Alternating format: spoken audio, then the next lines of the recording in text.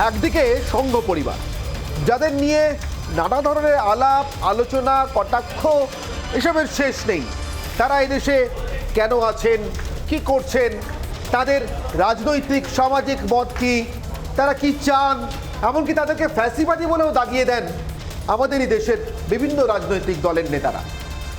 আর অন্যদিকে পরিবারতন্ত্র, গান্ধী পরিবার, ব্যানার্জি পরিবার, রাও পরিবার, নাইডু পরিবার, পটনায়ক পরিবার, দেবগৌড়া পরিবার,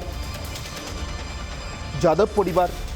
সেই যাদব পরিবার আবার উত্তরপ্রদেশেও আছে, আবার বিহারেও আছে, এবং আরও অনেক অনেক অনেক পরিবার এবং পরিবার ভিত্তিক রাজনীতি, পরিবার ভিত্তিক রাজনৈতিক আদর্শ নিয়ে চলা রাজনৈতিক দল এদেশের আনাচ কানাচে বলা যায়। নিশ্চিতভাবে প্রত্যেকেরই হয়তো প্রাথমিক অনুপ্রেরণা ভারতের জাতীয় কংগ্রেস, অন্তত 70-এর দশক থেকে, যখন থেকে ঠিক হয়ে গেল যে কংগ্রেসের রাশটা থাকবে গান্ধী পরিবারের হাতে। তার আগে পর্যন্ত খেলাটা অনেকটাই ওপেন ছিল, কিন্তু তারপর থেকে সে খেলায় একটাই নিয়ম, কংগ্রেসে আর যাই হোক সভাপতি গান্ধী পরিবারের বাইরে যাবে। আর যদি যায়, যদি যেতেই হয়, তাহলে প্রয়োজনে কংগ্রেস ভাঙবে যাতে গান্ধী পরিবারের কাউকেই সভাপতি রাখা যায়, কিন্তু তার বাইরে কংগ্রেসের রাজনীতি পা রাখবে। আর এইদিকে সংঘ পরিবারের রাজনীতি, যে রাজনীতিতে একমাত্র মুখ, রাজনৈতিক মুখ বিজেপি, বাকি সবগুলো সামাজিক সংগঠন। সেই বিজেপির সভাপতি আজ যিনি হলেন এ রাজ্যে, সুকান্ত মজুমদার, নিশ্চিতভাবে একজন সাধারণ কর্মী হিসেবে তিনি তো স্বপ্ন দেখেছেন যে কোনো একদিন তিনি যে দলটা করেন সে দলের সভাপতি হবেন। কিন্তু সেই স্বপ্ন তাকে দেখতে সাহায্য করেছে, সেই স্বপ্ন দেখতে তাকে উৎসাহিত করেছে তার দলের প্যাটার্ন, মানে সংঘ পরিবারের প্যাটার্ন। যে প্যাটার্নে বিশ্বাস রেখে সুকান্ত মজুমদার আজকে বললেন কাল এই চেয়ারে অন্য কেউ বসবে। যে প্যাটার্নে বিশ্বাস রেখে দিলীপ ঘোষ বলতে পারেন এক সময় না এক সময় তো ছাড়তে হয়, সবাই তো সারা জীবন থাকে না, সেই ছেড়ে দেওয়ার কথাটা আর ধরে নেওয়ার বিশ্বাসটা এই পরিবারের রাজনৈতিক কর্মীদের মধ্যে রয়েছে। অনাম অখ্যাত নরেন্দ্র দামোদর দাস মোদী স্বয়ংসেবক থেকে মুখ্যমন্ত্রী হয়ে দেশের প্রধানমন্ত্রী সম্ভব। এ রাজ্যের কোনো পাড়ার, কোনো গলির কংগ্রেস কর্মী, তৃণমূল কংগ্রেস কর্মী প্রত্যয় নিয়ে এই কথাটা বলতে পারবেন আমি একদিন দেশের প্রধানমন্ত্রী হব, কংগ্রেস বা তৃণমূল কংগ্রেসের সভাপতি হব? আমাদের একটি বিশেষ প্রতিবেদন।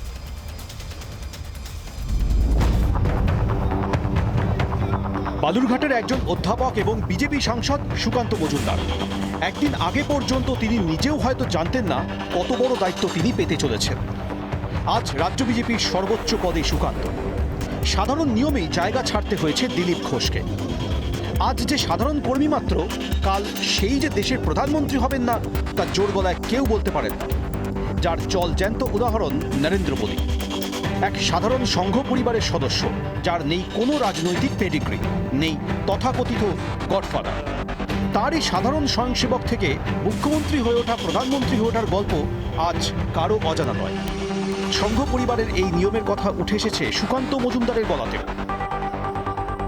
সংঘ পরিবার বলে সেরকম অ্যাজ কিছু হয় না। সংঘ একটি সামাজিক সংগঠন যা মানুষ নির্মাণের কাজ, কারখানা হিসাবে কাজ করে, স্বয়ংসেবক তৈরি করে। মূল একটাই শিক্ষা দেওয়া হয় সংঘ থেকে, যে দেশের স্বার্থে কাজ করো, দেশের জন্য কাজ করো, দেশের মঙ্গলের জন্য কাজ করো। সংঘ আলাদা করে কোনো রাজনীতিতে হস্তক্ষেপ করে না।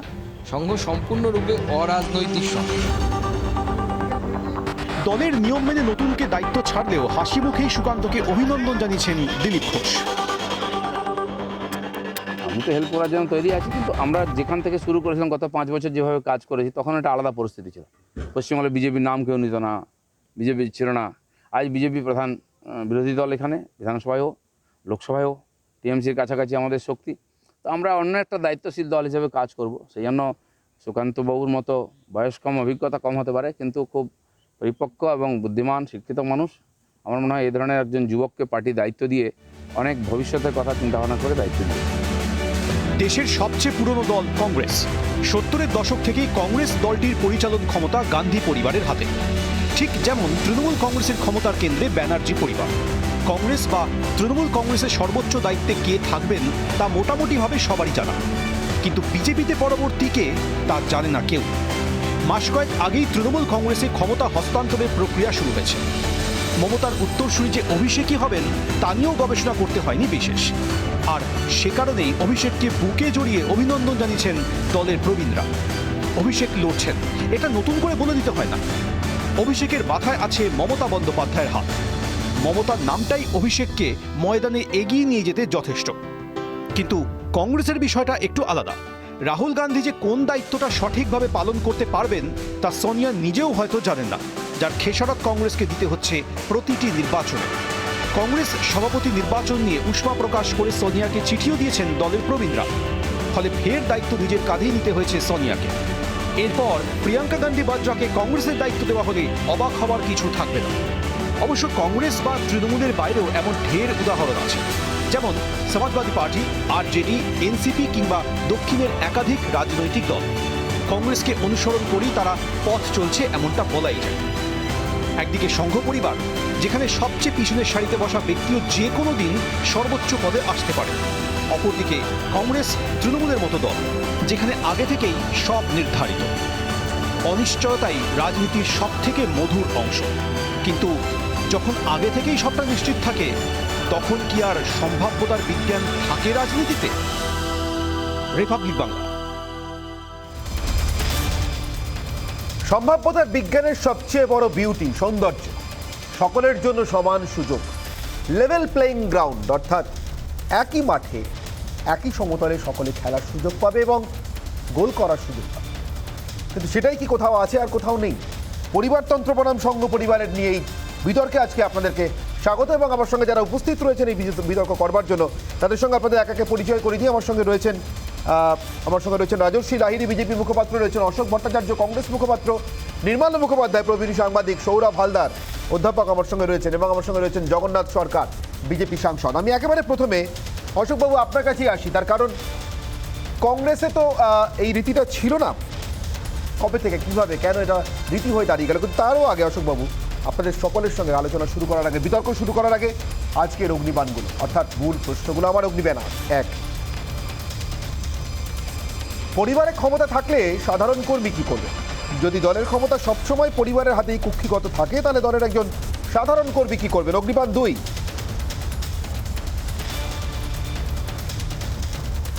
সর্ষে পিষবে কর্মী আর তেল খাবেন নেতারা, এ কেমন রাজনীতি?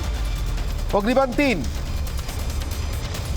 পারিবারিক ব্যবসা অস্তা চলে এদেশে, এখন কর্পোরেট ব্যবসার যুগ, অর্থাৎ টিম টিম এবং টিম, সেটাই শেষ কথা। রাজনীতিতে চলবে পারিবারিক এই প্রহসন, এই পরিবারতন্ত্র। আমি একেবারে প্রথমে অশোকবাবু আপনার কাছে আছি। যেমনটা বলেছিলাম, সবাই বলে বিজেপি ছাড়া, মানে সংঘ পরিবারের রাজনৈতিক মুখ ছাড়া বাকি সর্বত্র এদেশের সব দল এটা আছে, বামপন্থীরাও ব্যতিক্রম। কিন্তু কংগ্রেসই নাকি এর আদি অনুপ্রেরণা, মানবেন? আপনার প্রশ্নটা আমার কাছে খুব একটা স্পষ্ট হলো না, তবুও যেটুকুন আমি বুঝতে পারলাম তার ভিত্তিতে এইটা আমি বলতে পারি যে আপনারা যেটাকে পরিবার বলছেন সেটা আমাদের কাছে তো পরিবার নয়, সেটা একটা প্রতিষ্ঠান, যে প্রতিষ্ঠানের প্রতি পরতে পরতে রক্তক্ষয়ী একটা ইতিহাসের ইতিবৃত্ত লেখা রয়েছে, যা নতুন করে বলে দেওয়ার কিছু নেই। আর সমান্তরালভাবে যে পরিবারের কথা বললেন, মানে ভারতবর্ষের স্বাধীনতা সংগ্রামের ইতিহাসে মুচলেকা দান ছাড়া আমি এখানে এই সামগ্রিক আলোচনায় যাঁরা রয়েছেন, আমি চ্যালেঞ্জ দিয়ে বলতে পারি, যদি আরএসএস বা সংঘ পরিবার তাদের একজনের নাম বলতে পারেন যিনি ভারতবর্ষের স্বাধীনতা আন্দোলনে শহীদ হয়েছেন, আমি এই আলোচনা ছেড়ে চলে যাব। দু নম্বর কথা একটা বলতে চাইছি, যদি রেশিওর অনুপাত দেখেন, অনেক গান্ধী পরিবার কেউ শহীদ হয়েছেন। আমি এই কথা বলতে চাইনি, আমি সংঘ পরিবার নিয়ে বলেছি, আমি সংঘ পরিবার নিয়ে বলেছি। 1984 সালের 31 অক্টোবর বুলেটে ঝাঁঝরা হয়ে গেছিল যার শরীরটা, তিনি কি শহীদ নন? শ্রী পেরাম্বুদুরে যার শরীরটা ছিন্ন ভিন্ন হয়ে গেল, সেই রাজীব গান্ধীকে আপনারা শহীদ বলবেন না? আপনারা না বলতে পারেন, এটা আপনাদের দায়বদ্ধতা, হয়তো আমি জানি এটা আপনাদের হাউস পলিসি হতে পারে, তাতে আমাদের দেশের মানুষ। কিন্তু অনির্বাণ একটা কথা এখানে মানতে হবে, ব্রহ্মানন্দ রেড্ডি কে ছিলেন? ব্রহ্মানন্দ রেড্ডি কে ছিলেন? কে কামরাজ? এরা কিন্তু সকল আপনাদের গান্ধী পরিবারে কেউ নন। কে ছিলেন লাল বাহাদুর 70-এর শাস্ত্রী? দশকের পরে কে কোথায় গেলেন? ছিলেন লাল বাহাদুর শাস্ত্রী? 70-এর দশকের পরে হ্যাঁ, কোথায় গেলেন? 70-এর দশকের পরে আসেন নরসিংহ রাও, 70-এর দশকের পরে আসেন ডক্টর মনমোহন সিং। সভাপতি, কংগ্রেস সভাপতি। আরে সভাপতি, প্রধানমন্ত্রীর কথা বলা হচ্ছে। গান্ধী পরিবার আপনি এখানে রাজনীতিতে- আপনার প্রতিবেদনে গান্ধী পরিবার প্রধানমন্ত্রীর কথা রাজনীতিতে আছে। তুলেছেন। আমি জিজ্ঞেস করলাম, গান্ধী আসলে পরিবার- ব্যাপারটা হচ্ছে এইটা, গান্ধী পরিবার রাজনীতিতে আসলে আছে। ব্যাপারটা হচ্ছে আর এইটা সভাপতি অনির্বাণ। হচ্ছেন অন্য কেউ। আসলে ব্যাপারটা হবে। হচ্ছে এই জায়গাটায় অনির্বাণ, যে জায়গাটাকে যে সংঘ পরিবার বলা হচ্ছে না, হ্যাঁ। আমি বলতে মানে বাধ্য হচ্ছি। হ্যাঁ। আসলে পরিবার মানে একটা যৌথ প্রচেষ্টা, পরিবার মানে একটা সহানুভূতি, হ্যাঁ। পরিবার মানে একটা সমমর্মিতা, পরিবার মানে একটা সহমর্মিতা, পরিবার মানে একটা যুথবদ্ধ পথ। এই পরিবারের সংজ্ঞাটা যারা প্রতি পলে নিজেদের ব্যক্তিগত জীবন চর্চায় অনুভব করতে পারেন না, তাদের কাছে পরিবারের অর্থটা সম্পূর্ণ হয় না। রাজর্ষি, আপনার কাছে এই অর্থ সম্পূর্ণ হচ্ছে? প্রথম প্রশ্ন আমি আসছি কংগ্রেসের মুখপাত্রকে বলছি, যে কংগ্রেসের উনি কে কামরাজের কথা বলছেন, প্রসঙ্গ উত্থাপন করছেন, এই মিসকনসেপশনটা ভারতবর্ষের এবার বোধহয় দূর হওয়া উচিত। যে বর্তমান কংগ্রেসের দায়িত্বের কথা বলা হচ্ছে, সেই কংগ্রেস হচ্ছে কংগ্রেস আই থেকে বেরোনো একটা দল, যে কংগ্রেস আইটাকে উঠিয়ে দিয়ে কংগ্রেস ব্যবহার করছে। অরিজিনাল কংগ্রেস 1969-এ ভেঙে যায় কংগ্রেস ও কংগ্রেস আর হয়ে, কংগ্রেস আর থেকে কংগ্রেস আই এর জন্ম, কংগ্রেস আই থেকে আইটাকে সরিয়ে দিয়ে আজকে কংগ্রেস হয়েছে, যে কংগ্রেস থেকে তৃণমূল কংগ্রেসের জন্ম। তাই কে কামরাজ বা লাল বাহাদুর শাস্ত্রী কারুর ঝোল টানার কোনো রকম অধিকার আপনি যখন বলেছেন আমি তখন কিন্তু কথা বলিনি, আপনি যখন বলেছেন আমি কথা বলিনি, তাই জন্য আপনি বলবেন। দ্বিতীয় কথা হচ্ছে স্বাধীনতার জন্য গান্ধী পরিবারের কি অবদান আছে আমি জানি না। তারপরের কথা হচ্ছে বুলেটে ঝাঁঝরা হয়ে যাওয়ার যে গল্পটা, সেটা স্বাধীনতা, ভারতবর্ষের স্বাধীনতা হওয়ার পরে। ইন্দিরা গান্ধীর মৃত্যুকে গল্প বলছেন, এবং রাজীব গান্ধীর মৃত্যুকে গল্প বলছেন, ইন্দিরা রাজীবের মৃত্যুকে গল্প বলছেন। আমি বলিনি, তারপরে আপনি বলবেন, আপনি বলেনি, আমি তারপরে বলবেন। রাজীব গান্ধীর মৃত্যু যদি হয় থাকে, রাজীব গান্ধী হত্যাকারীকে ক্ষমা করেছেন প্রিয়াঙ্কা গান্ধী কোন অধিকারে সেই প্রশ্ন করেছে? আমার ভারতবর্ষের প্রধানমন্ত্রীকে মানা হয়েছে, তাকে ক্ষমা করার অধিকার প্রিয়াঙ্কা গান্ধী সোনিয়া গান্ধী কে দিয়েছে? এই জায়গায় কে দিয়েছে তাকে ক্ষমা করা? সেই প্রশ্ন করুন তাকে। এই জায়গায় সংঘ পরিবারের সাথে গান্ধী পরিবারের সংঘ পরিবার কোন ব্যক্তিকেন্দ্রিক পরিবার নয়। সংঘ পরিবার ভারতবর্ষের সেই পরিবার যেখানে শ্রীরামকৃষ্ণ পরমহংসদেব, স্বামী প্রণবানন্দ, ঋষি অরবিন্দের ভাবধারার ত্রয়ী সঙ্গমে দাঁড়িয়ে আছে। আরএসএস করতেন কবে? এক এক করে রামকৃষ্ণ কবে আরএসএস করতেন? শ্রীরামকৃষ্ণ পরমহংস সবাই দেখছেন, সবাই দেখছেন। রামকৃষ্ণ আরএসএস করতেন। শ্রীরামকৃষ্ণ পরমহংসদেবের শিষ্য। ধরণী দিদা আরে অশোক বাবু, আরে অশোক বাবু, এক এক করে তুলে দিয়েছিলেন। এক এক করে অশোক বাবু, দিয়েছিলেন। রাজেশ বাবু এক মিনিট, আপনি ইতিহাস জানেন না তাই জন্য। অশোক বাবু এত কথা বলে কি লাভ? রামকৃষ্ণদেব আরএসএস করতেন আমরা সবাই জানি, কিন্তু এটাও তো ঘটনা যে আজকে যারা যেটাকে আপনারা গান্ধী পরিবার বলেন, ওটা তো গান্ধী পরিবার না, ওটা নেহরু পরিবার। ফিরোজ গান্ধীকে মহাত্মা গান্ধী দত্তক না নিলে তো গান্ধী নামটা পেতেন, গান্ধী নাম পদবী পেতেন।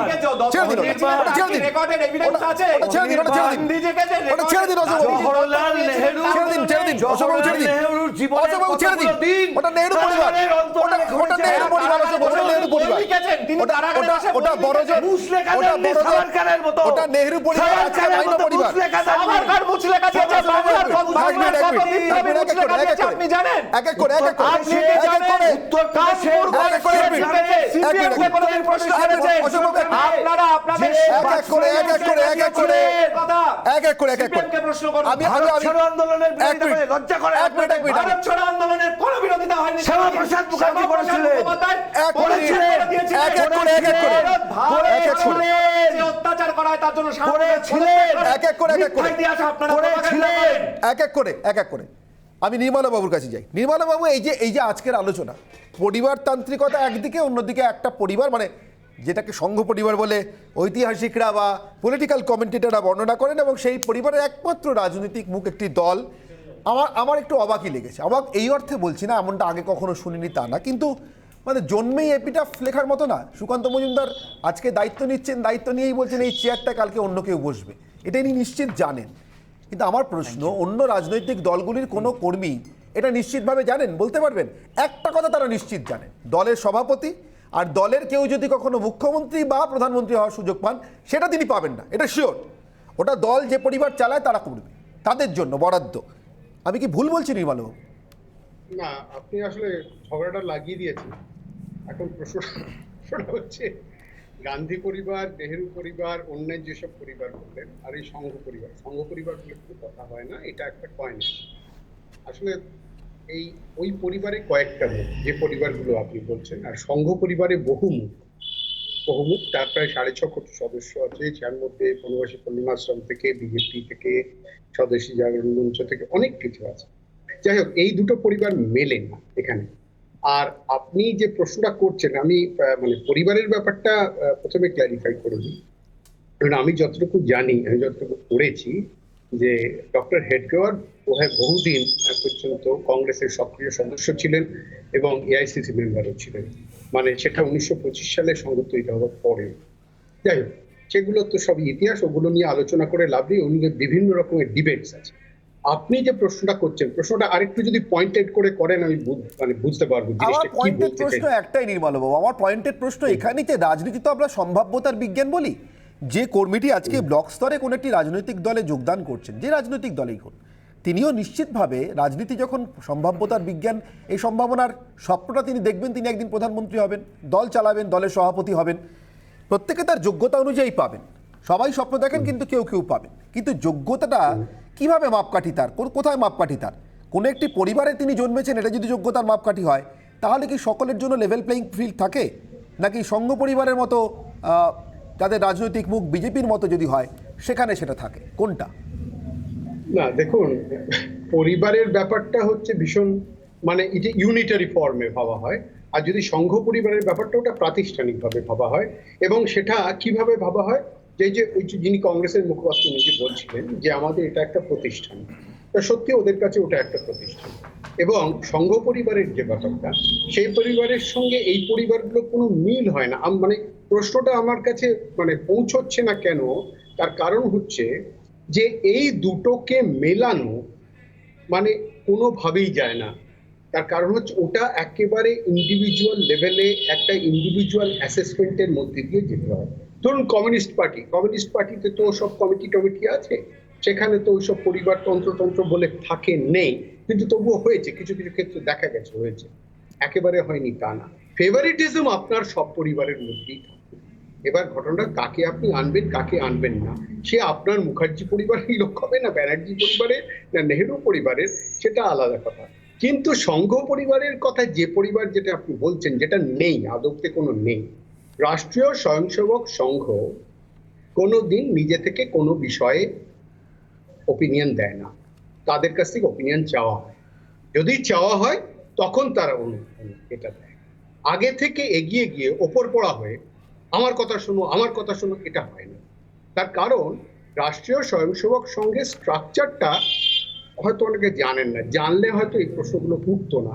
কারণ সেখানে এইভাবে ডিসিশন পার্কুলেট করেও না, ইনফিল্ট্রেট করেও না। আমি সংঘের সম্বন্ধে কিছু জানি, তার কারণ আমি সংঘের কিছু কাগজে লিখেছি, কি তাদের সঙ্গে যোগাযোগ আছে।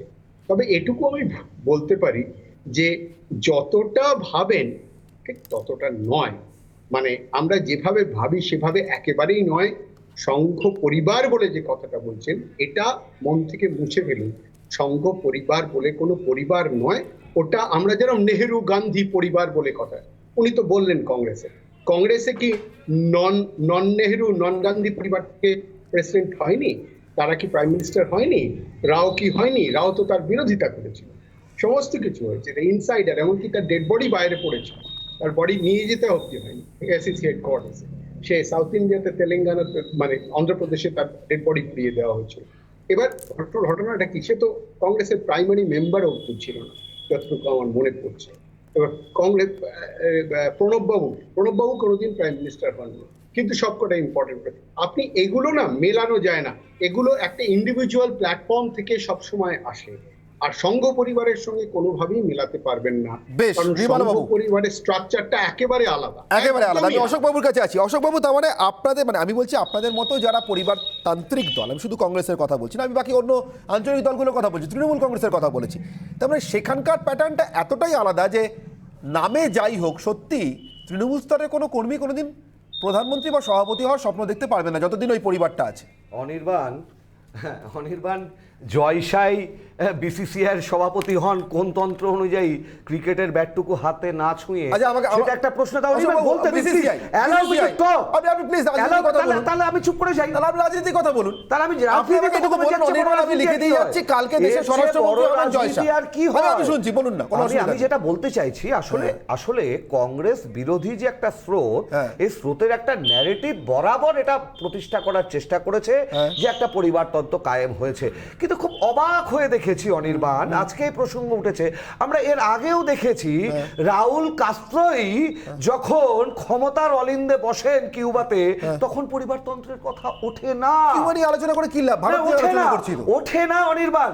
আসলে এই ন্যারেটিভটা হচ্ছে কংগ্রেসকে দুর্বল করার ন্যারেটিভ। এই ন্যারেটিভটা ভারতবর্ষের প্রাণভোমরাকে ন্যারেটিভ। জগন্নাথ বাবুর কাছে যাই।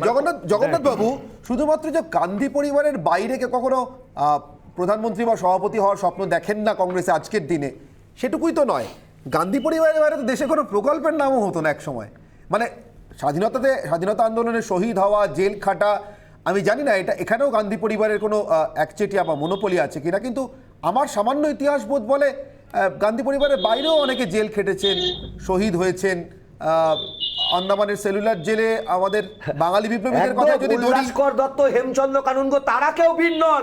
মুচলেকা দেখা সাভারকারকে ভিন করেছেন। মুচলেকা সাভারকার অদ্ভুতভাবে তাদের কেন নামে- বাজে কথা বলছেন? না, তাদের নামে- 50 বছরের শাস্তি হয়েছে একটা মানুষ। না, কোন বেশ, বেশ। জওহরলাল নেহরু মহাত্মা গান্ধী উল্লাসকর দত্ত কেউ নন। 50 বছর হয়েছে। হেমচন্দ্র কানুনগ কেউ নন। কংগ্রেসের বারী ঘোষ কেউ নন। 50 এক মিনিট, এক মিনিট।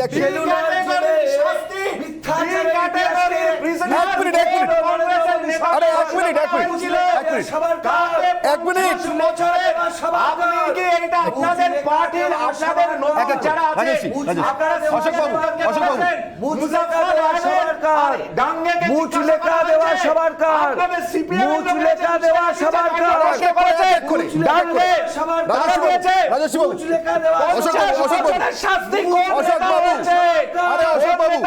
যারা আইএমএফ ট্রেজার চুরি করেছিল জওহরলাল নেহরু, যে জওহরলাল সরদার পটেল প্রধানমন্ত্রী নির্বাচিত হওয়ার পরে জওহরলাল নেহরুকে করা হয়। সাভারকার নাকি আপনারা পারবেন না। আইএনএ ট্রেজার কোথায় গেল? সুভাষ বোসের ট্রেজার কোথায় হলো? ঠিক যেমন রামকৃষ্ণ রামকৃষ্ণ আনসার ছিল, কোনোদিন বলা হয়নি। আপনার কাছে টপিক নেই কথা কাটার মতো। ইতিহাসকে আমরা ভেঙে গুড়িয়ে দেবো যে মিথ্যা ইতিহাস আপনারা রচনা করেছেন। কথা বলছে। যে কারণে আপনারা রবির সাথে বলুন, কোন ইতিহাস বলুন। তাজমহল নাকি মহালয়?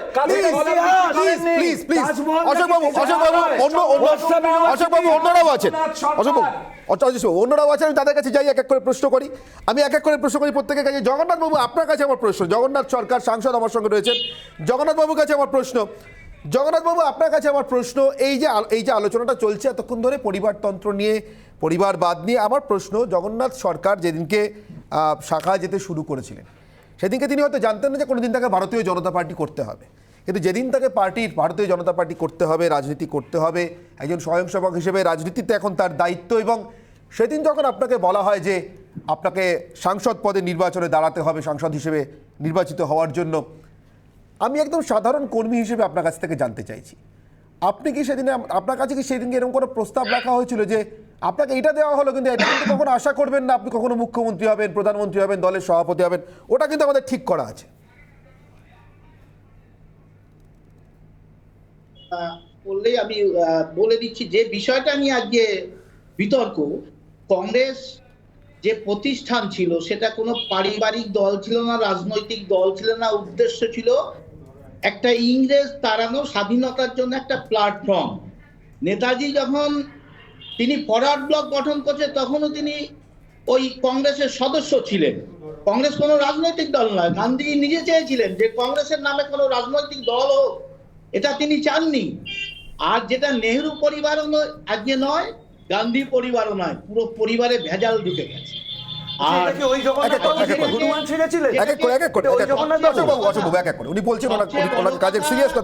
যেটা বলা হচ্ছে যে সংঘ পরিবার, সংঘ কোনো পরিবার নয়, সংঘ একটি প্রতিষ্ঠান। ভারতীয় জীবনধারার পদ্ধতিতে, ভারতীয় কালচারের ভিত্তিতে দেশাত্মবোধ জাগিয়ে কিছু ডিসিপ্লিন কর্মপদ্ধতির মাধ্যমে মানুষ তৈরি করে এবং সেখানে একটা শিক্ষা দেওয়া হয়। যেমন একটা ইউনিভার্সিটিতে সব রকম ছাত্র সব সাবজেক্টে পড়াশোনা করে, যার যেটা ভালো লাগে অন্য ক্ষেত্রে কাজ করে। তো ঠিক তেমনি সংঘ এইরকমই একটা প্রতিষ্ঠান, ম্যান মেকিং অর্গানাইজেশন। তাদের কাজ হচ্ছে ভারতীয় সাংস্কৃতিক আধারে ভারতীয় যে একটা জীবনধারা বোধ আছে, ওয়ে অফ লাইফ, তাকে কেউ হিন্দুত্ব বলছে, কেউ ভারতীয় জাতীয়তাবাদ বলছে, সাংস্কৃতিক জাতীয়তাবাদ বলছে, যে নামেই বলুক না কেন, ভারতবর্ষের একটা নিজস্বতা আছে। মূল ভাবনা নিয়ে একটা জাতীয় ভাবনা অতীতে ছিল বলেই মহাভারত, রামায়ণ, পুরাণ আদি এই গ্রন্থগুলো সৃষ্টি হয়েছিল। সেই প্রাচীনত্বকে আঁকড়ে ধরে সেই কৃষ্টি কালচারকে সৃষ্টি করেই একই আদর্শে একটি রাজনৈতিক দল, যার নাম দেওয়া হয়েছিল পণ্ডিত দীনদয়াল, যেটা তৈরি করেছেন একাত্মতা মানববাদ, সেটাও ভারতীয় সাংস্কৃতিক আধারে। যে সংস্কৃতির কথা পৃথিবীর বুকে গর্ব করে স্বামী বিবেকানন্দ বলে গেছেন, সেই বিষয়টাকে নিয়েই একাত্মতা মানববাদ, সেই দর্শনকে কেন্দ্র করে, ভারতীয় দর্শনকে কেন্দ্র করে তৈরি হয়েছে। যেমন আরএসএস হচ্ছে তার ম্যান মেকিং অর্গানাইজেশন। আমি বুঝতে পারলাম জগন্নাথ বাবু, অর্থাৎ এই সংগঠনে, অর্থাৎ রাষ্ট্রীয় স্বয়ংসেবক সংঘ থেকে যদি কাউকে বলাও হয়, যদি কেউ ইচ্ছা প্রকাশ করেন, তাহলে তার যাওয়ার জন্য, তার জীবনকে আরো বেশি এক্সপ্যান্ড করবার জন্য, বিস্তৃত করবার জন্য তার সামনে দিগন্ত বিস্তৃত খোলা মাঠ পড়ে রয়েছে। বাকিদের ক্ষেত্রে কি তাই? ছোট্ট প্রশ্ন আছে, আমার সময় শেষ হয়ে গেছে, একটা বিরতি সময় গেছে, বিরতিতে যাই, বিরতির পরে ফিরে আসবো। রাজস্ব বাবু হাত তুলছেন, একটা বিরতির সময় আছে, বিরতির পর ফিরে আসছে প্রশ্ন নিয়ে আলোচনা করবার জন্য। সঙ্গে থাকুন রিপাবলিক বাংলায়।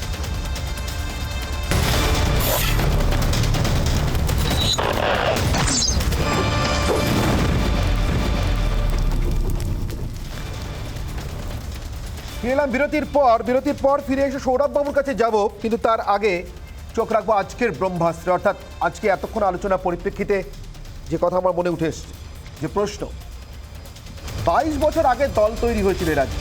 মমতা বন্দ্যোপাধ্যায় বলেছিলেন তৃণমূল স্তরের কংগ্রেস কর্মীদের জন্য যে দল, তার নাম তৃণমূল কংগ্রেস। 22 বছরও তৃণমূলের কর্মী টিএমসি সভাপতি নন কেন? সৌরভবাবু, আপনার কাছে আমার প্রশ্ন, 22 বছর হলো দলের বয়স, তৃণমূল কংগ্রেসে তৃণমূল স্তরের কর্মীরা সভাপতি, মুখ্যমন্ত্রী হলেন না কেন? দেখুন, আজকের যে বিষয়টা আপনি তুলেছেন, অনেকগুলো পরিবার সম্বন্ধে আপনি আলোচনা করলেন এবং জনসংঘ নিয়ে আমরা বললেন এবং গান্ধী পরিবার নিয়ে বললেন এবং ভারতবর্ষের বিভিন্ন পরিবার নিয়ে আমরা আলোচনার ক্ষেত্রে আমরা কয়েকটা পরিবার নিয়ে ইচ্ছাকৃতভাবে বা অনিচ্ছাকৃতভাবে আপনারা এড়িয়ে গেলেন। তার মধ্যে উল্লেখ করলো শাহ পরিবার, তার মধ্যে উল্লেখ করলো রাজনাথ সিং এর পরিবার, অনুরাগ ঠাকুরের পরিবার, এগুলো আপনারা পড়ে গেছে। যাই হোক, আজকে যখন ব্যানার্জি পরিবার নিয়ে আপনারা কথা বলছেন, ব্যানার্জি পরিবার থেকে মাননীয় মুখ্যমন্ত্রী মমতা বন্দ্যোপাধ্যায় তৃণমূল কংগ্রেসের সুপ্রিমো 1970 সাল থেকে বা 70-এর দশক থেকে অক্লান্ত পরিশ্রম, রাজনৈতিক প্রতিকূলতার মধ্যে থেকে রাজনীতি, 1984 সালে সোমনাথ চট্টোপাধ্যায়কে যাদবপুর থেকে হারানো, 2011 সালে বাংলার মুখ্যমন্ত্রী পদে আসীন। একটা দীর্ঘ রাজনৈতিক প্রতিকূলতা এবং সংগ্রামের মধ্যে দিয়ে তিনি এসেছেন এবং সেই পরিবারের যদি আপনারা দেখেন, আপনারা যে জন্য ব্যানার্জি পরিবারের কথা বারবার বলেন, সেই পরিবারের বহু সদস্য থাকলেও কেউ রাজনীতিতে আসেনি।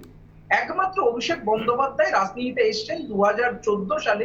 তিনি ডায়মন্ড হারবার থেকে দাঁড়ান এবং সেখানে তিনি সমস্ত কিছু প্রতিকূলতাকে সামনে রেখেও তিনি সেখানে যেতেন এবং পরবর্তী সময় যদি আমরা দেখি, তাকে নরেন্দ্র মোদী থেকে শুরু করে বিজেপি এবং বিরোধী যারা রয়েছে সিপিএম কংগ্রেস, তাকে বারবার আক্রমণের কেন্দ্রবিন্দুতে তাকে রেখেছে, কিন্তু তিনি দলটাকে সংঘবদ্ধ করে একটা উন্নত জায়গাতে তিনি নিয়ে গেছে। সৌরভবাবু, আপনি যে কথাটা বলছেন সেটা মমতা বন্দ্যোপাধ্যায়ের পলিটিক্যাল বায়োগ্রাফি, আমি সেটা নিয়ে কোনো প্রশ্ন করছি না, সেটা আমরা সবাই জানি, কিন্তু আমার প্রশ্ন, 22 বছর আগে যে কংগ্রেস থেকে আসা কর্মীরা, তৃণমূল স্তরের কর্মীরা ঠাঁই পাবেন, তৃণমূল স্তরের কর্মীরা সম্মান পাবেন বলে তৃণমূল কংগ্রেসে জয়েন করেছিলেন, তারা কি এটা জানতেন যে অভিষেক বন্দ্যোপাধ্যায় দলের পরবর্তী সভাপতি? আমি আপনাকে একটা উদাহরণ দিই। বাংলাতে বর্তমানে তৃণমূল কংগ্রেসের যুব সভানেত্রীর নাম সায়নী ঘোষ। তিনি, আমি যাই মনে করি, আমি এবং বাংলার সমস্ত মানুষ জানে তিনি কিন্তু ব্যানার্জি পরিবার থেকে আসেন। আরে সৌরভ বাবু, রাজ্যে মমতা তৃণমূল বন্দ্যোপাধ্যায় তো যুব কংগ্রেসের সভাপতি ছিলেন, তখন কংগ্রেসটা কারা চালাতেন? গান্ধী পরিবার। ওসব যুব ছাত্র দিয়ে দেওয়া যায়, যুব ছাত্র দিয়ে দেওয়া যায় সৌরভ বাবু। আমি বলছি দলটা দেওয়া যায় না কারো হাতে। আরে সৌরভ বাবু, মমতা বন্দ্যোপাধ্যায় যখন যুব কংগ্রেসের সভানেত্রী, এক মিনিট রাজস্বী বাবু, তখন দেশের প্রধানমন্ত্রীর নাম কি? সাধারণ সম্পাদক হিসাবে মুকুল রায় সেই পদে ছিলেন। মুকুল রায় কিন্তু ব্যানার্জি পরিবার থেকে আসে না। ফলে তৃণমূল কংগ্রেস হলো মামাটি মানুষের দল, সবার দল। আমি আপনাকে হাজারটা উদাহরণ দিতে পারি যারা একদম গ্রাসরুটের কর্মী, সে এখন দলের না, মামাটি মানুষেরই দল, মামাটি মানুষেরই দল। আমার প্রশ্ন হচ্ছে সেই দলের রশিটা, রাশটা কার হাতে? সেটা কি ওই মামাটি মানুষের হাতে? রাজনীতির ক্ষেত্রে রাজনীতি যদি কেউ ব্যবহার করে থাকে, এটা অত্যন্ত দুর্ভাগ্যজনক বিষয়। বেশ, আমি রাজস্বী বাবু হাত তুলছেন, অশোক বাবু তুলছেন, আমি রাজস্বী বাবুর কাছে আগে দুটো কথা সৌরভ বাবুকে স্মরণ করিয়ে দিতে চাই। আকাশ বন্দ্যোপাধ্যায়ের নামটা মমতা বন্দ্যোপাধ্যায়ের আরেক ভাইপো, যিনি বোধহয় খুব সম্ভবত বিরাট একটা দায়িত্বে ছিলেন দক্ষিণ চব্বিশ পরগনার, বিশেষত ডায়মন্ড হারবার লোকসভা কেন্দ্রে, এবং বাবুল বন্দ্যোপাধ্যায় মমতা বন্দ্যোপাধ্যায়ের আরেক ভাই, যার নামে দক্ষিণ কলকাতা, গোটা দক্ষিণ কলকাতা পোস্টারে ছেয়ে গেছে। রাজনাথ সিং এর ছেলের নামটাও বলুন, সেগুলো তো বলা। রাজনাথ সিং এর ছেলে বিজেপির কোনো দায়িত্বে নেই, রাজনাথ সিং এর ছেলে বিজেপির কোনো দায়িত্বে নেই, অমিত শাহর ছেলে বিজেপির কোনো দায়িত্বে নেই, অমিত শাহের পরে অমিত শাহের ছেলে বিজেপির প্রেসিডেন্ট হবে এরকম কোনো লিখিত রুল নেই, এরকম ভারতবর্ষের কোনো মানুষ বলতে পারবে না। কিন্তু মমতা বন্দ্যোপাধ্যায়ের পরে অভিষেক বন্দ্যোপাধ্যায়ের হাতেই পার্টির রাজ যাবে, এটা বিশ্ব সংসারে একটা ক্লাস 4 বাচ্চাও বলে দিতে পারবে। আমার এখানেই প্রশ্ন ছিল, এই নিশ্চিন্ততাতে, এই নিশ্চিতীকরণে আমার প্রশ্ন ছিল। এক এক করে অশোক বাবু প্লিজ, 30 সেকেন্ডে, 30 সেকেন্ডে, আমি 30 সেকেন্ডে বলবো, 30 সেকেন্ড প্লিজ। সৌরভ থামলে বলছি, এখন সুকান্ত বাবুর এই সভাপতি হওয়া নিয়ে তোমরা যা বলছো, তা তোমরা যেভাবে প্রতিবেদন করছো, আমার বারবার মনে পড়ে যাচ্ছে যে অবাক পৃথিবী অবাক করলে তুমি জানো, মনে হচ্ছে বাংলায় সুকান্তের একটা পুনর্জন্ম হয়েছে। ব্যাপারটা আদৌ সেরকম না, সুকান্ত বাবু হয়েছেন সেটা তার দলের ব্যাপার। আমি শুধু জিজ্ঞাসা করতে চাই, হিটলার, মুসোলিনি সাধারণ ঘরের মানুষ ছিলেন, খুব উচ্চ বংশ কিছু ছিল না, ব্লু ব্লাড ছিল না, এতে কি প্রমাণিত হয়? আসলে ফ্যাসিস্ট শক্তির যেটা মূল, এটা একটাই কথা আপাতত মনে হয়, এটা একটাই কথা মনে হয়, ব্লু ব্লাড হতে হবে, আমার 30 সেকেন্ড, এটা একটাই কথা মনে হচ্ছে। এক এক করে রাজস্বী বাবু, এক মিনিট, আমার এখন অশোক বাবু সময় শেষ,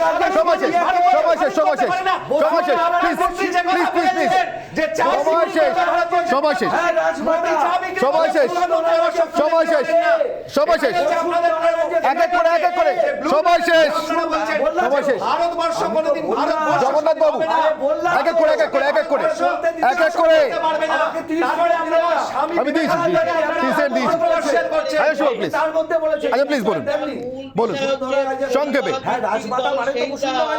আরো 30 রাজস্বী প্লিজ, এক এক করে। প্রত্যেকে নিজের সময় প্লিজ। আমি যে কথাটা বলতে চাই, এতে কি প্রমাণিত হয়? আসলে আমাদের মূল লড়াইটা তো আমরা বারবার, রাহুল গান্ধী বলছেন যে আরএসএস সংঘ পরিবারের বিরুদ্ধে। আমি যে কথা দিয়ে শুরু করেছিলাম আবার শেষ করব। আমি একটা প্রশ্ন, এখানে তো অনেকগুলো আরএসএস এর প্রতিনিধি এই প্যানেলে আজকে, ভারতবর্ষের স্বাধীনতা আরএসএস এর কোনো প্রতিনিধি নেই, ভারতবর্ষের স্বাধীনতা সংগ্রামে আরএসএস এর ভূমিকা 10টি শব্দে আমায় বলুন, বলতে পারলে আমি স্টুডিও ছেড়ে। আমি স্বাধীনতা সংগ্রামে ডিবেট করছি না, করছি না। 1921 সালে 1 বছর কেশব বলিরাম হেগড়েওয়ার অ্যারেস্টেড হয়। 1930 সালে রাজস্বী প্লিজ, আমরা এটা নিয়ে আজকে বিতর্ক করছি না। এক minute, Rajasvi please, Ashok Babu Ashok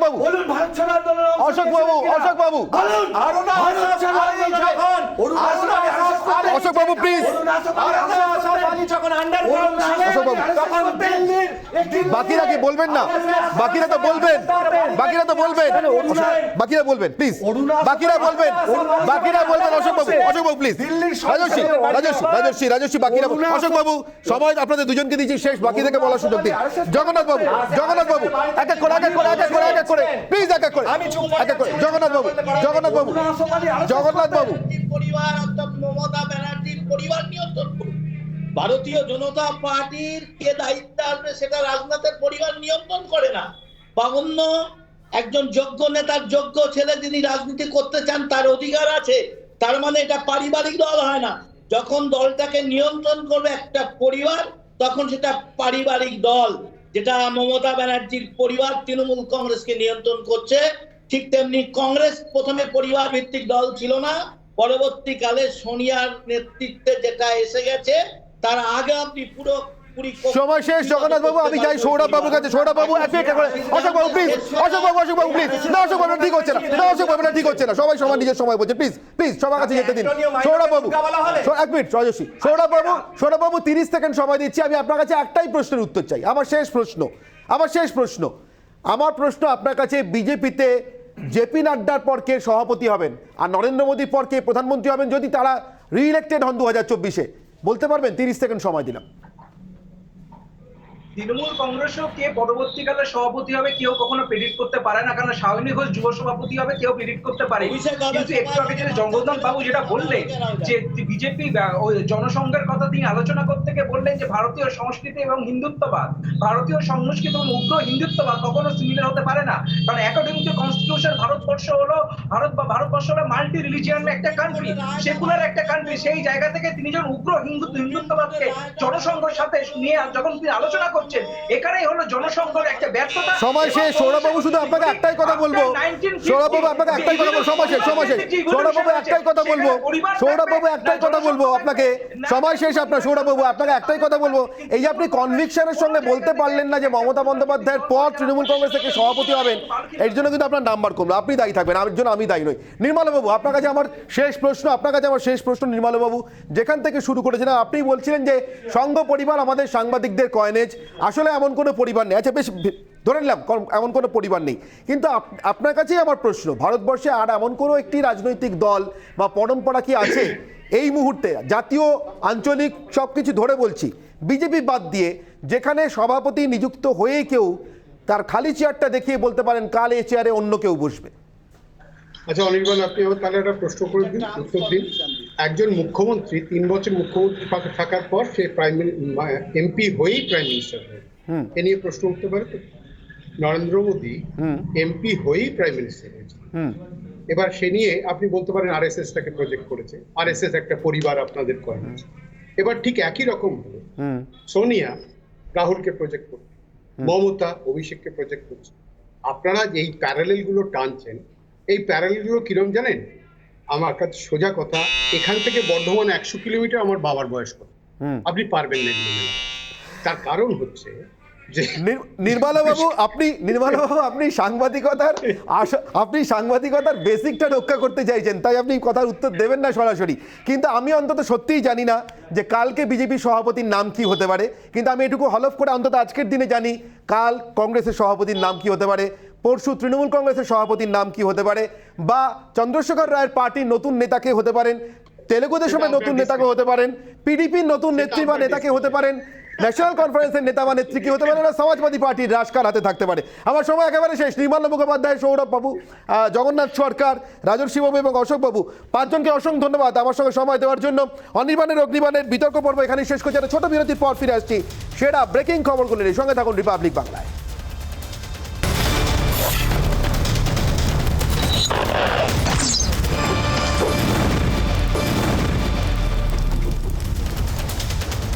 অগ্নিবাণের breaking news সেগমেন্টে এলাম, অর্থাৎ এই মুহূর্তের সেরা ব্রেকিং খবরগুলো আপনাদেরকে জানাবো। ভারত বাংলাদেশের সামরিক বৈঠক, আর সেখানেও রইল পাকিস্তানের জন্য প্রচ্ছন্ন বার্তা। কিভাবে থাকলো ভারত বাংলাদেশের সামরিক বৈঠকে? দুদেশের সুরক্ষা সংক্রান্ত বৈঠক হচ্ছে এবং সেখানেই ব্যাকগ্রাউন্ডে অর্থাৎ প্রেক্ষাপটে থাকছে একটি ছবি, যে ছবি অর্থাৎ ব্যাকড্রপের সেই ছবি ভারতের কাছে পাকিস্তানি সেনা আত্মসমর্পণের ছবি 1971-এর। কোথাও কি নীরব বার্তা পাকিস্তানকে? দেখতে পাচ্ছেন জেএস অরোরা এবং নিয়াজির চুক্তি স্বাক্ষর হচ্ছে আত্মসমর্পণের। পরবর্তী ব্রেকিং খবরে চোখ রাখবো এই মুহূর্তে। ভবানীপুরে বিজেপি প্রার্থী প্রিয়াঙ্কা টিবরিওয়ালকে প্রচারে বাধা দেওয়ার অভিযোগে এবার অভিযোগ দায়ের হলো। আমরা দেখেছি এর আগে প্রিয়াঙ্কা টিবরিওয়াল প্রচারে বাধা পেয়ে পুলিশ এবং সংবাদ মাধ্যমের সামনে ফেটে পড়েন রীতিমতো। এবার তার জন্য লিখিত অভিযোগ দায়ের করা হলো।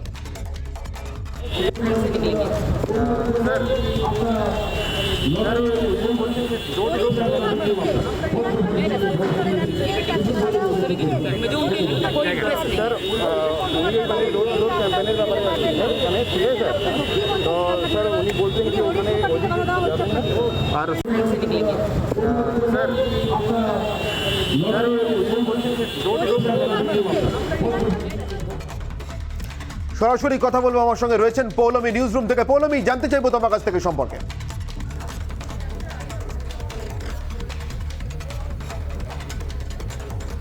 একেবারে অনির্বাণ, প্রিয়াঙ্কা টিব্রুয়াল বিজেপির যে প্রার্থী ভবানীপুর উপনির্বাচন কেন্দ্রের জন্য যেভাবে আমরা দেখতে পাচ্ছি যে প্রস্তুতি একেবারে তুঙ্গে, মমতা বন্দ্যোপাধ্যায়ের সঙ্গে হাড্ডাহাড্ডি টক্কর দিচ্ছেন প্রিয়াঙ্কা টিব্রুয়াল, আর তারই প্রচারের আগে বাধা দেওয়ার অভিযোগ উঠে আসছে।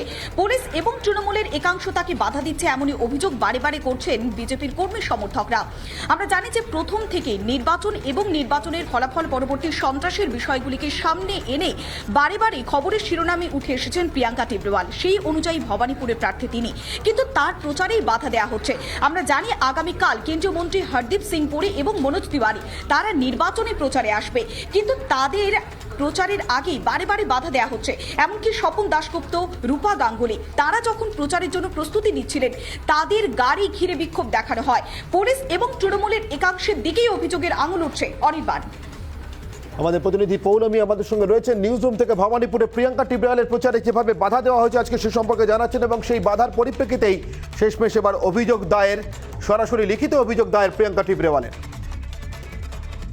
सर মানে ডোর ক্যাম্পেইনের ব্যাপারে মানে ঠিক আছে তো স্যার উনি বলছেন কি ওখানে আর স্যার স্যার উনি বলছেন যে ডোর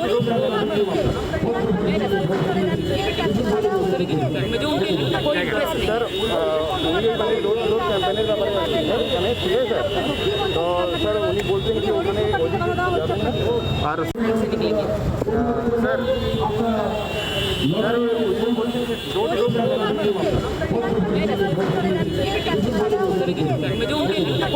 স্যার উনি মানে ডোর ক্যাম্পেইনের ব্যাপারে মানে ঠিক আছে তো স্যার উনি বলছেন কি ওখানে আর স্যার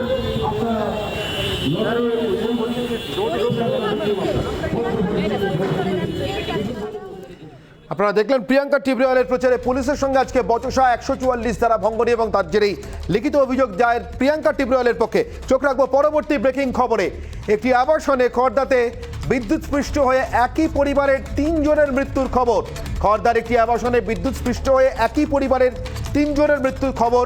কথা বলবো আমাদের প্রতিনিধি সন্তুর সঙ্গে। সন্তু, জানতে চাইবো তোমার কাছ থেকে কিভাবে ঘটলো ঘটনা।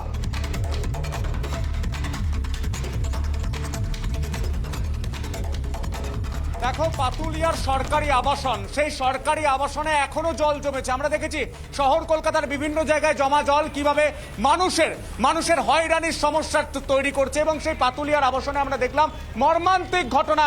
অনির্বাণ, একই পরিবারের 3 জন সদস্য মরে মৃত অবস্থায় ভাসছে সেই জলে।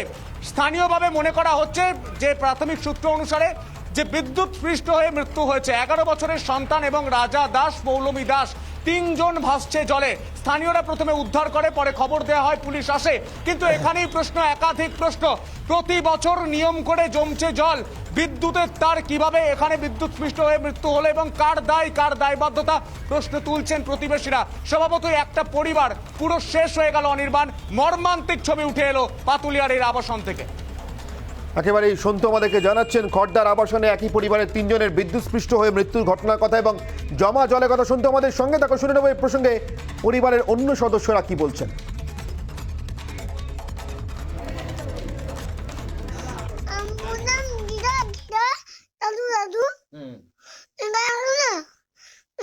দাদু আসলো, আমার বাবা মামা আমার দাদা ভাই মরে গেছে। দাদু তুমি আসো, আমার বাবা মা পড়ে আছে, জলে পড়ে আছে। হ্যাঁ, তা আমি তখন কি জলে পড়ে আছে, তখন আমি তো আমি যাবো কি কিনা, আমি জানি ইয়ার কি করে, আমি দৌড়ে এই জল ভেঙে গেছি, গিয়ে দিয়েছি বাবা মা পড়ে রয়েছে। বাবা মা 3 জনই পড়ে রয়েছে, তখন দরজাটা বন্ধ। ডাকছিল বাচ্চা ছিল, কাকা কাকা করে, কাকা এদিকে আছে এদিকে আছে, আমি তো যেতে পারিনি। সুভাষদার বাড়ি দৌড়িয়ে গেল, যে দেখছে এই ঘটনা পুরো এক জলের মধ্যে। আবারও যাবো সন্তুর কাছে। সন্তু, একই পরিবারের 3 সদস্য মৃত্যু হলো জমা জলের জন্য।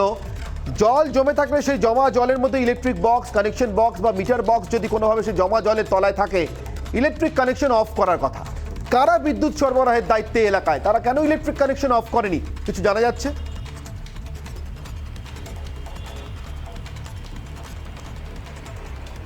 একদমই অনির্বাণ, একাধিক প্রশ্ন উঠছে এবং এই প্রশ্নের উত্তর পাওয়ার আমরা চেষ্টা করছি, কথা বলা হচ্ছে, স্থানীয় সূত্রের সঙ্গে কথা বলা হচ্ছে এবং কিন্তু অনির্বাণ একাধিক প্রশ্ন তুলে দিচ্ছে। আমরা শহর কলকাতাতেও এই ছবি দেখতে পেয়েছি, এবারে না হয় আগের বারে আমরা দেখেছি। রাজভবনের সামনের ঘটনা তোমার মনে রয়েছে, এক ব্যক্তি অফিস থেকে ফিরছিলেন, জমা জলের মধ্যে বিদ্যুৎস্পৃষ্ট হয়ে তো মারা গিয়েছিলেন, সেই ছবি আমাদের প্রত্যেকের মনে রয়েছে। অনির্বাণ, এখানেই তো প্রশ্ন, যখন জল জমে, যখন এই অবস্থা তৈরি হয়, স্থানীয় প্রশাসন কি করে, সেই প্রশ্নটা তুলে ধরছে। একেবারেই। আপাতত তোমাকে ধন্যবাদ সন্তু। কথা বলছিলাম সন্তুর সঙ্গে। খড়দায় একই পরিবারের 3 জনের বিদ্যুৎস্পৃষ্ট হয়ে, জমা জলের জেরে বিদ্যুৎস্পৃষ্ট হয়ে মৃত্যুর ঘটনার কথা। অনির্বাণের অগ্নিবাণ এখানেই শেষ করছে। এরপরে দেখুন সোজাসুজি স্বর্ণালী।